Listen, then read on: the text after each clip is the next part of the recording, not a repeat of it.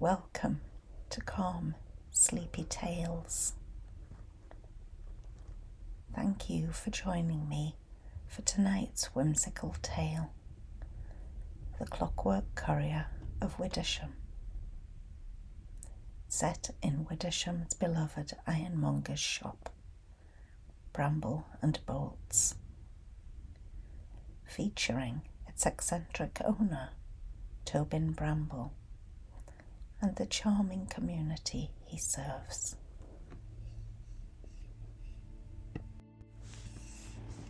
First, let's begin by letting go of the day and enjoy this moment of stillness.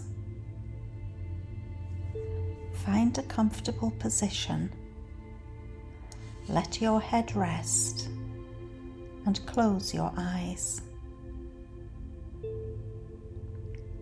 Take a slow, deep breath in and gently exhale. With each breath, imagine the air around you becoming softer, warmer, more peaceful. As you breathe, feel the tension in your jaw, your forehead, and your back begin to melt away. Let your hands rest. Let your feet soften. Feel your body begin to relax. Your shoulders, your arms, your legs, slowly becoming heavier, as if they're sinking gently into the bed beneath you. Imagine the worries of the day slowly dissolving, like mist in the morning sunlight, drifting away, leaving only peace behind. You are safe. You are warm. You are exactly where you need to be. Let yourself surrender to this comfort. And when you're ready, we'll begin tonight's story.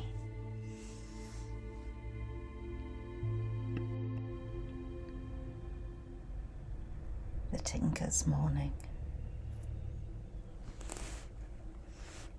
In the heart of Widdersham, down a cobbled lane, often missed by the unobservant, stood Bramble Bolts. Its soot-darkened stone facade bore a wrought iron sign, entwined with metal ivy, proclaiming, "Bramble and Bolts, makers of metal, menders of mayhem." Inside, the air was rich with the scent of scorched tin, polished brass, and pipe tobacco. Lanterns, powered by humming gears, cast a warm glow over shelves laden with tools, contraptions, and curiosities. The floorboards creaked in perfect rhythm, as if stepping on a tuned xylophone. Tobin Bramble, the shop's wiry proprietor, adjusted his soot-streaked goggles atop his wild puff of white hair. His apron, a tapestry of grease stains and half-pocketed tools, swayed as he moved with surprising agility, muttering to himself and occasionally addressing the objects around him. Now, where did I place that chatterlock?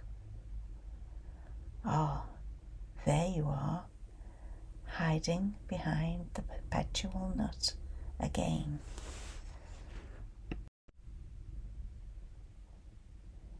Deliveries and riddles. Every Tuesday, Tobin embarked on his delivery rounds, bringing hand-forged tools to the villagers' shopkeepers.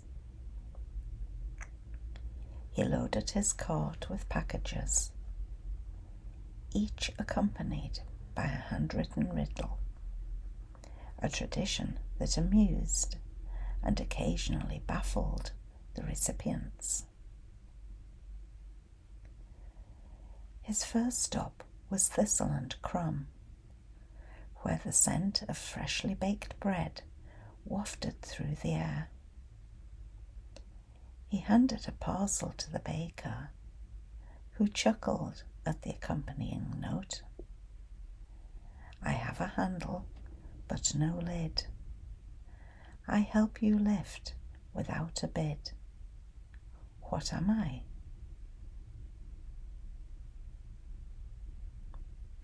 Next, he visited Tog Hem, the local tailor, Merrin Hemslow. She examined the new set of enchanted scissors, which whispered compliments as they cut, and read the riddle aloud. "I have holes, but hold things tight. I come in pairs and keep things right. What am I?" Finally, at Curds Quill, the delicatessen and cheese emporium, Tobin delivered a set of draw poles shaped like foxes. The shopkeepers smiled at the note.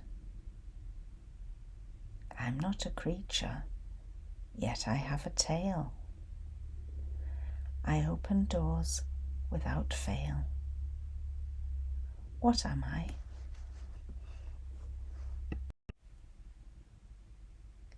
The curious contraption. Back at Bramble Bolts, Tobin tinkered with his latest project, a thinking teapot that would brew tea to one's exact preference. He muttered to himself, adjusting gears and springs, occasionally scolding the kettle for its stubbornness. "Now, if you'd just cooperate, we might finally get a proper cup of Earl Grey." Suddenly, the shop's bell rang, though no one had entered. Tobin glanced up, eyebrows raised. Must be the automaton beneath the floorboards tightening screws again. Good lad.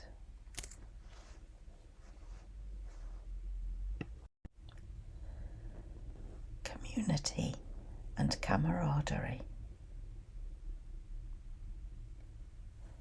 As evening approached, Tobin prepared for the monthly Quiet Tinker evening, a gathering for Widdersham's reserved inventors and curious children. He arranged workstations, laid out tools, and ensured the enchanted hinges only squeaked on command.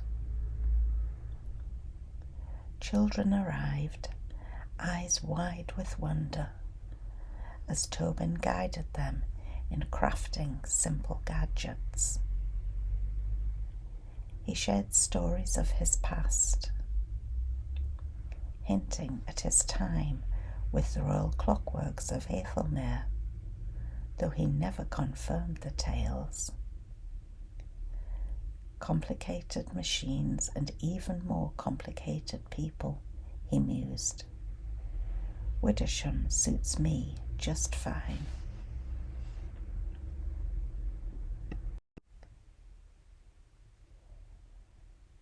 The lantern of last light.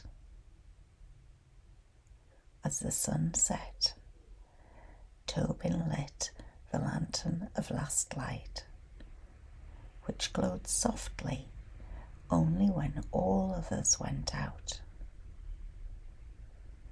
He sat in his creaky chair, sipping tea from a kettle that finally brewed to his liking, and listened to the gentle hum of his shop.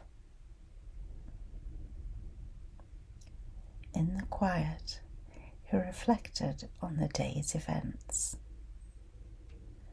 the joy of sharing his craft, and the warmth of the community he cherished. Bramble Bolts was more than a shop.